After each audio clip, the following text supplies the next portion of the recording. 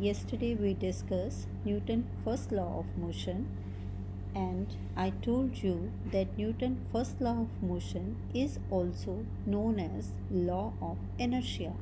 So today's lecture we will discuss about inertia. So Newton's first law of motion, we discussed that the object will remain at rest or in the state of motion when it is acted upon by any external force applied on it.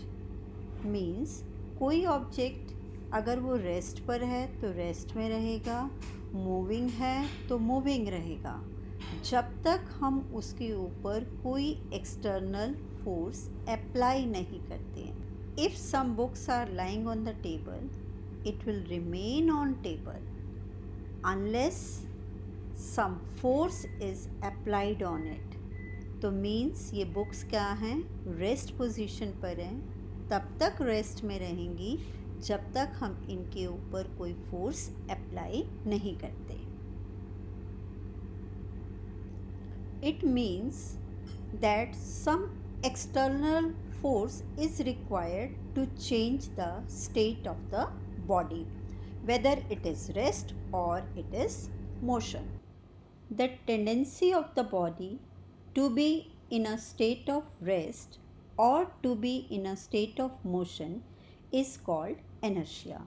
Means if a body is in rest, will remain in rest, or a body in motion will remain in motion. This property of the body is known as inertia. Inertia always depends upon mass.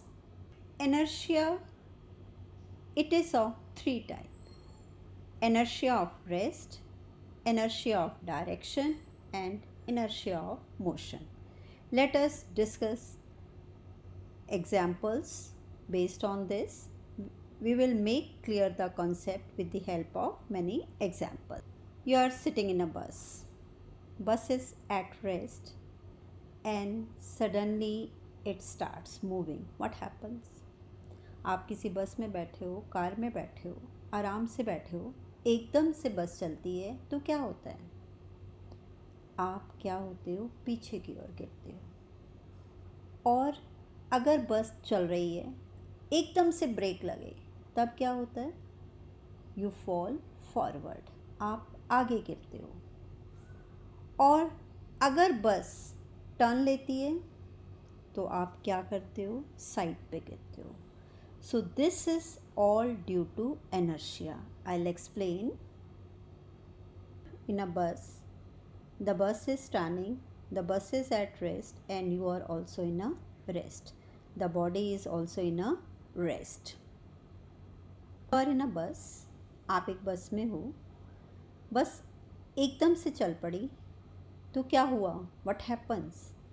When the bus starts, all of a sudden, the lower part of the body which is in contact with the bus, जो vehicle या बस के contact में है, जैसे ही बस चलती है तो आपका लोअर पार्ट ऑफ बॉडी क्या आ जाता है? मोशन में. But upper part of the body wants to remain in rest. So bus is moving, you are sitting in that or you are standing in the bus, you are also moving. The bus is in motion and your body is also motion.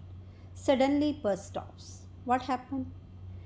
Your lower part of the body comes in the rest because bus has stopped suddenly.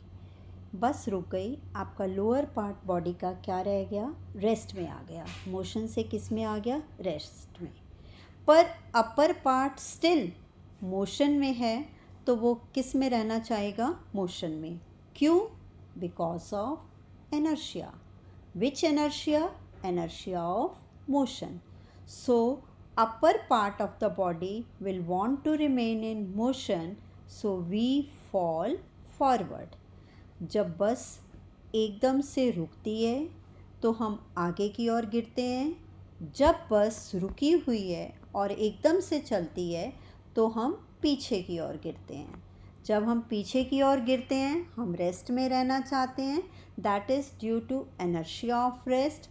और जब बस एकदम से रुकती है, हम motion में होते हैं, मोशन में रहना चाहते हैं, तो हम आगे की ओर गिरते हैं। तो वो किस वजह से होता है? That is due to inertia of motion. Suddenly bus has to change the route. It takes right hand turn, and your body, the passenger body, will also tilt towards the right side. This is known as inertia of direction. Inertia of direction is the tendency of a body to oppose any change in the direction. So means if there is change coming in the state of body, it can be body can change its position from rest to motion, or motion to rest, or direction can be changed. So inertia is inertia of rest, inertia of motion, and inertia of direction. Question arises, is inertia remain same for all objects? Means suppose you have a ball, football है आपके पास, आप उसको kick मारते हैं, आपसे आसानी से मारी जा रही है, और उसकी जगह एक बहुत बड़ा पत्थर रख दिया जाए और बोला जाए कि इसको किक मारो, आप उसी फोर्स से क्या उस पत्थर को भी मूव कर सकते हो? नहीं। तो means inertia is related with mass. Less mass less inertia, more mass more inertia. कि अगर कोई ऑब्जेक्ट का मास कम है तो उसको आपको मूव करने के लिए, उसकी पोजीशन चेंज करने के लिए आपको कम फोर्स लगानी पड़ेगी, और अगर कोई ऑब्जेक्ट हैवी है, उसका मास ज़्यादा है, तो उसकी पोजीशन चेंज करने के लिए आपको ज़्यादा फोर्स लगानी पड़ेगी। सपोज़ आपके पास एक टॉय कार है, आप उस टॉय कार को पुल कर रहे हो, और उस टॉय कार की बजाय अगर एक ट्रक लगा दिया जाए, उसको पुल करने के लिए बोला जाए, तो क्या पॉसिबल होगा? नहीं। मीन्स लेस मास, अगर कम मास है तो कम इनर्शिया, ज़्यादा मास है तो ज़्यादा inertia. Basically inertia is the measure of mass of the object. implies more mass, more inertia means more force is required. What is inertia? Inertia is the phenomena or property due to which object does not want to change their state. There are many daily life examples which you see in your book. Also it is given that when you beat a carpet, dusting करते हो, carpet के ऊपर आप stick मारते हो, तो dust जो है रिमूव हो जाती है। क्यों?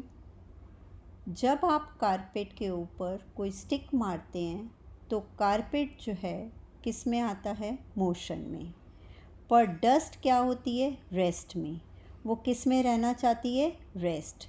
सो it wants to remain in the state of rest, तो वो क्या हो जाती है? नीचे गिर जाती है due to inertia of rest. अगर आप किसी ट्री को ज़ोर से शेक करते हो तो उसकी लीव्स जो हैं नीचे गिरती हैं। वाई?